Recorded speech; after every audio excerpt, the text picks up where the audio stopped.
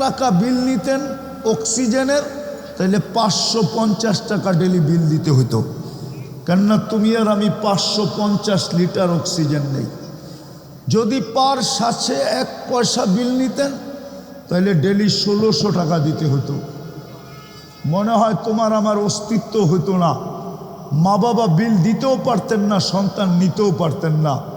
যদিও ভুলে ক্রমে সন্তান চলে আসতো, তাহলে হয়তো গলা চিপা মারা ফেলতেন যে আমি ডেলি 1600 টাকা কোত্থেকে আর শ্বাসের বিল দিব। কেননা আমরা 1,60,000 বার শ্বাস প্রশ্বাস নেই। ডেলি যদি 100 টাকা বিল নিতেন কিডনি ডায়ালিসিসের, তাহলে তোমাকে আমাকে ডেলি 3600 টাকা বিল দিতে হতো।